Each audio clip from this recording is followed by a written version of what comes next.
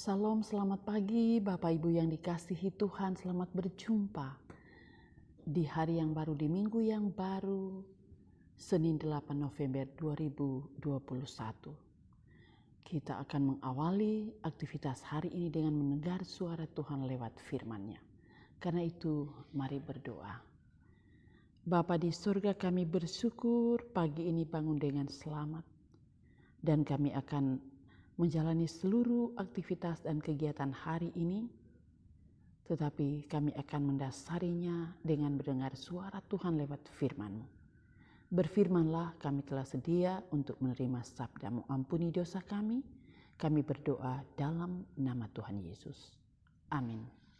Pagi ini saya siapkan firman Tuhan dari Ibrani pasal 9 ayat 27 sampai ayatnya yang ke-28.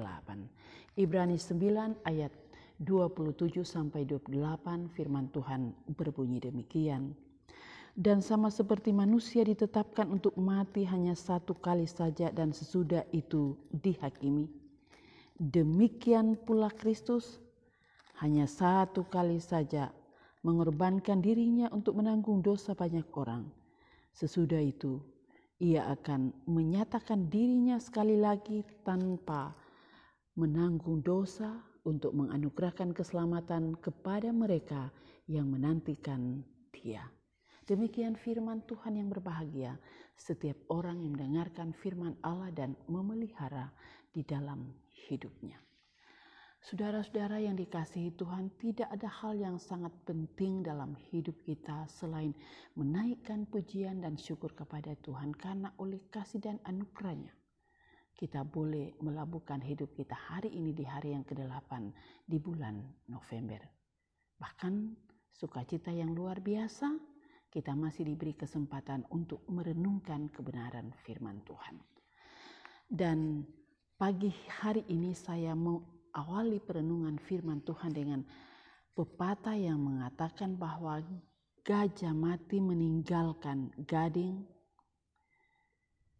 harimau mati meninggalkan belalang, dan manusia mati meninggalkan nama. Pepatah ini bermakna amat dalam,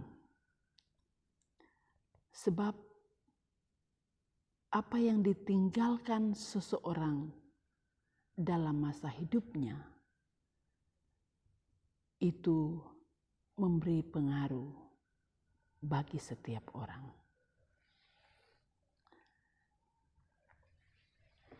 Kalau kita menyalinya dalam konteks kehidupan beriman, maka ini akan mengantar kepada kita semua untuk tiba pada suatu evaluasi. Bagaimana dengan kehadiran Kristus dalam hidup kita? Bagaimana pengakuan kita sebagai anak-anak Tuhan terhadap Yesus yang begitu maha baik dan mengasihi kita? Adakah dan apakah kehadiran Kristus itu menjadikan kita pribadi-pribadi yang lebih baik dari waktu-waktu sebelumnya? Saudara-saudara, salah satu pembuktian bahwa hidup kita sungguh-sungguh berteladan pada Yesus adalah ketika kita dapat memainkan peranan apapun dengan baik dan benar. Kita harus tahu bahwa figur satu-satunya bagi orang percaya yaitu Yesus Kristus.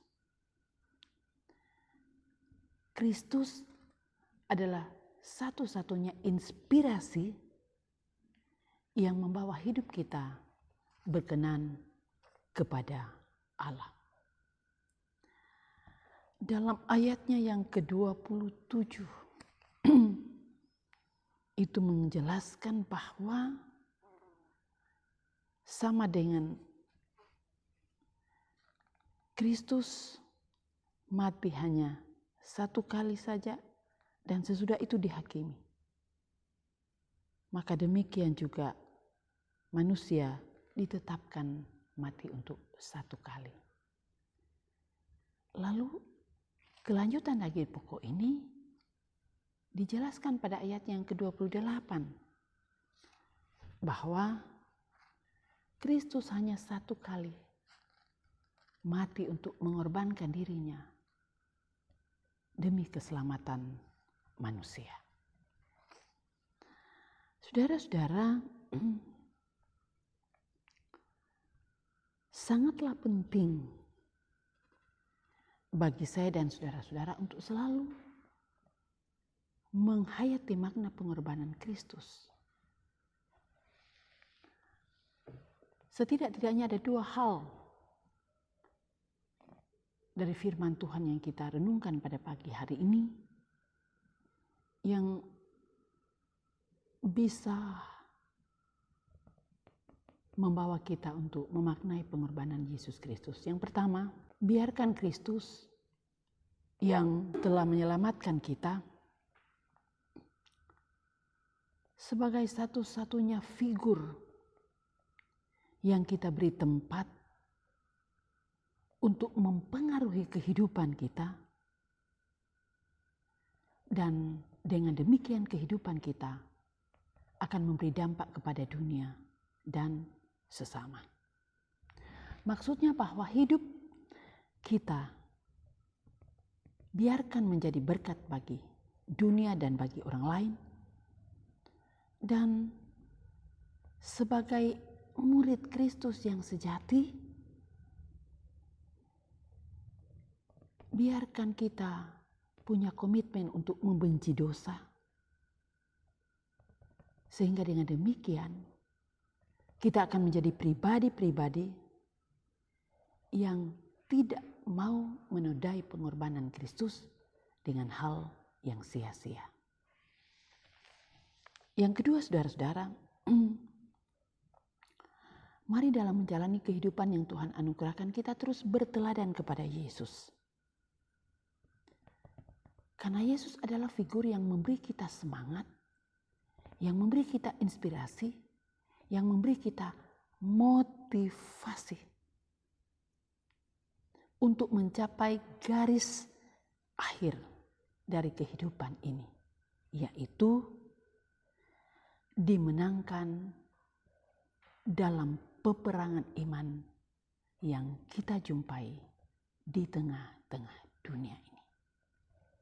Saudara-saudara yang dikasihi Tuhan, biarkan kita memberi diri dikuasai Roh Kudus supaya kita memahami dan mengerti arti dan makna firman-Nya dan kita bertumbuh dalam iman yang kokoh kepada Yesus Kristus. Amin. Mari berdoa. Ya Bapa di sorga, kami datang menaikkan pujian dan syukur kepadamu untuk waktu dan kesempatan yang begitu indah pagi ini kami boleh merenungkan firman-Mu. Dalam urapan Roh Kudus-Mu, kami dimampukan untuk memahami firman-Mu dan menjadi pendengar serta pelaku-pelaku firman Tuhan. Berkati sepanjang hari ini kehidupan umat-Mu, anggota jemaat-Mu di Sion Penajam. Berkati kegiatan-kegiatan yang dilakukan, pelihara dan naungi, baik orang tua, baik anak-anak, bahkan menghadapi pergumulan hidup, Tuhan bersama dengan kami. Yang sakit Tuhan pulihkan, yang bersuka cita dengan banyak perkara-perkara hidup yang Tuhan perkenankan untuk alami, dijawab itu dengan iman yang kokoh dan teguh kepada Tuhan. Berkati gereja-Mu, berkati bangsa dan negara kami, berkati pemerintah kami dari pusat ke daerah-daerah, berkati TNI Polri, para dokter, para medis. Bahkan kami terus berdoa menyerahkan pergumulan berbangsa dan bernegara. Pemutusan rantai COVID-19 kami percaya terjadi dalam rancangan-Mu. Seluruh hidup kami hari ini kami serahkan dalam pimpinan dan penyertaan-Mu.